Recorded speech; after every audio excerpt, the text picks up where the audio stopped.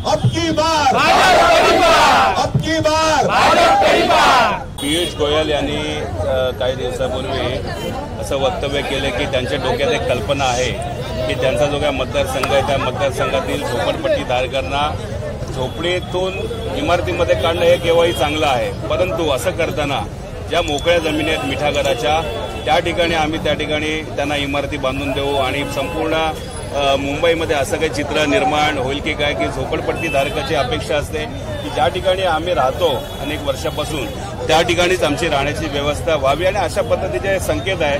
तर मला वाटतं कुणाच्या तरी डोक्यात ही कल्पना आली, सडके विचार आले आणि त्या सडक्या विचाराचा निषेध करण्यासाठी मी या ठिकाणी एकत्रित आलो. कारण 2 दिवसापासून संपूर्ण मुंबईतले झोपडपट्टी धारक अक्षरशः आक्रमक झालेले आहेत. केवळ निवडणुका आणि आचारसंहितेचं बंधन असल्यामुळे त्या ठिकाणी ते प्रकट होऊ शकत नाही. आज या ठिकाणी पोलिसांची परवानगी घेऊन या ठिकाणी आम्ही त्यांचा निषेध केलेला आहे.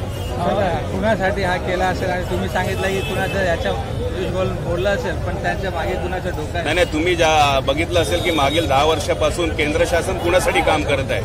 अदानी असतील, अडाणी असतील किंवा अनेक जे त्यांचे जे मित्र आहेत, जे मोठे मोठे उद्योगपती आहेत, त्यांच्यासाठी अनेक वेळेला कायदे त्यांनी बदललेले आहेत.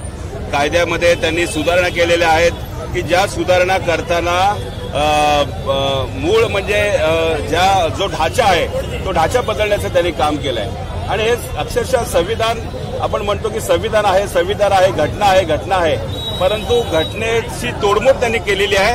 ती पण बहुमताच्या आणि पार्श्व बहुमताच्या आधारावर. केवळ पार्श्व बहुमत आहे या जोरावर त्यांनी अनेक ज्या घटनेची जी कलमं आहेत त्यांनी ती बदललेली आहेत. आणि मला वाटतं हा परमपूज्य डॉक्टर बाबासाहेब आंबेडकरांचा तर अपमान आहेच, परंतु सर्वात जास्त अपमान ज्यांनी या देशाला स्वातंत्र्य मिळवून दिलेलं आहे त्या स्वातंत्र्य सैनिकांचा अपमान आहे.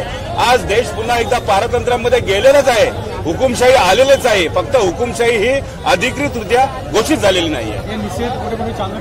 हे संपूर्ण मुंबईमध्ये निषेध आहे.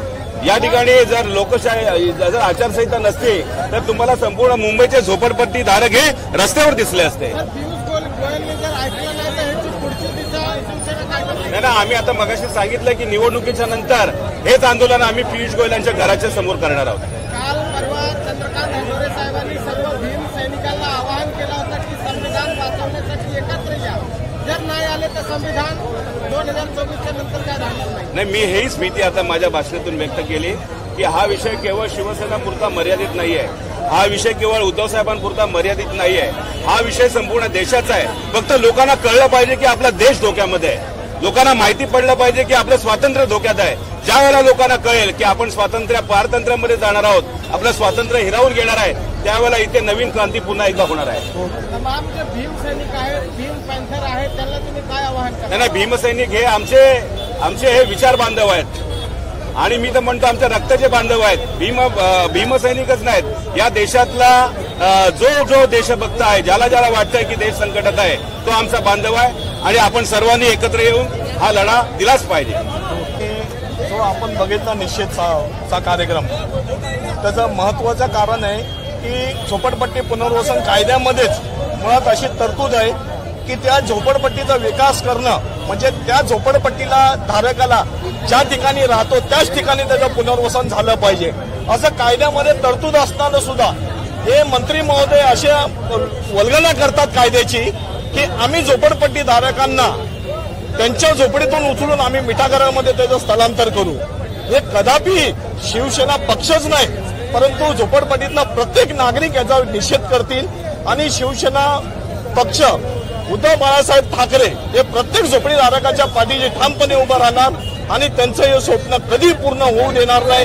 कारण झोपडीधारक हे गरीब बिचारे आहेत, त्यांचं स्थलांतर आम्ही ज्या ठिकाणी झोपडीधारक राहतो त्याच ठिकाणी झालं पाहिजे असा ठाम आम्ही निषेध करतो आणि खास करून पियुष गोयल यांचा जाहीर निषेध करतो आम्ही या ठिकाणी. सांगितलं कोण आहेत त्या चेले चपाट्यांच्या? आता सर्वांना माहिती आहे की देश हा फक्त चालतो की दोघांच्या इशाऱ्यावर चालतो आणि ते दोघं हे हिटलर विचाराचे आहेत. त्यांना हे लोकशाही पाहिजे नाही, त्यांना हिटलरशाही पाहिजे आणि त्या दृष्टिकोनातून त्यांचं प्रत्येक पाऊल चाललेलं आहे. परंतु ही भारतीय जनता पार्टी हे महाराष्ट्र कधी सहन करणार नाही, कारण देशाला दिशा देण्याचे काम महाराष्ट्राने केलेलं आहे आणि महाराष्ट्र त्यांचा प्रत्येक प्रयत्न हाणून पाडणार हे ठामपणे मी सांगतो. धन्यवाद.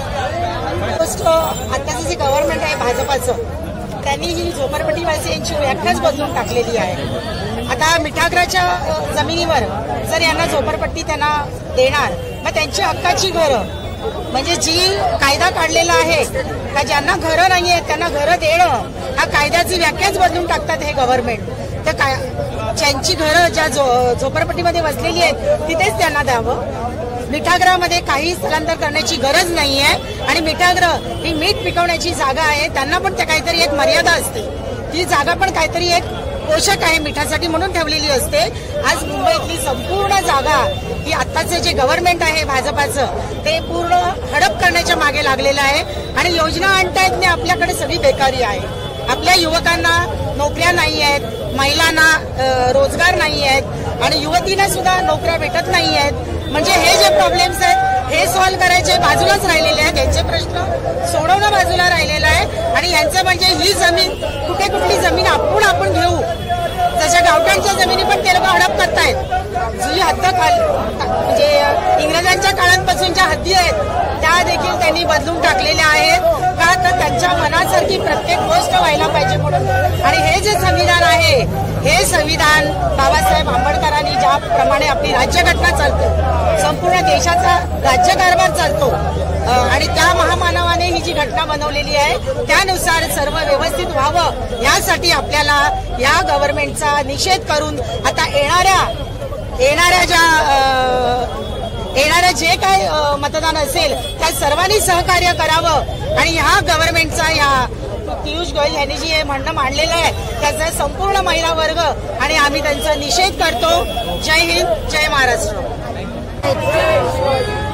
जास्तीत जास्त प्रॉब्लेम म्हटलं तर महिलांना आहे, कारण तुम्हाला माहित आहे स्वतःचं घर सोडून जर दुसऱ्या ठिकाणी जाऊन राहायचं म्हटलं तर ती मानसिकता त्यांची बदलण्यासाठी किंवा ते जरी विचार नुसते मनामध्ये आले तरी सुद्धा महिलांना किती त्रास होईल याचा त्यांनी अंदाज घेतलेला नाहीये.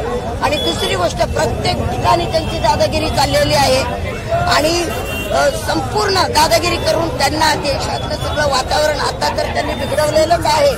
परंतु नको ते कायदे करून पाहिजे तसे स्वतःच्या हितासाठी वापरणं आणि दुसऱ्या पक्षाचे किंवा दुसऱ्या लोकांचं अहित कसं करायचं हे त्या बीजेपीच्या लोकांना चांगलं माहिती आहे. आणि तेच आता ते मोठ्या अशा अदानी अंबानी वगैरे किंवा जे नीरव मोदी वगैरे हे जे मल्ल्या वगैरे पळवून लावले यांच्या साथीदाराने गोरगरिबांची जी पिळवणूक करण्याचं काम होणार आहे. तर यासाठी आम्ही महिलांनी त्यांचा निषेध करतो.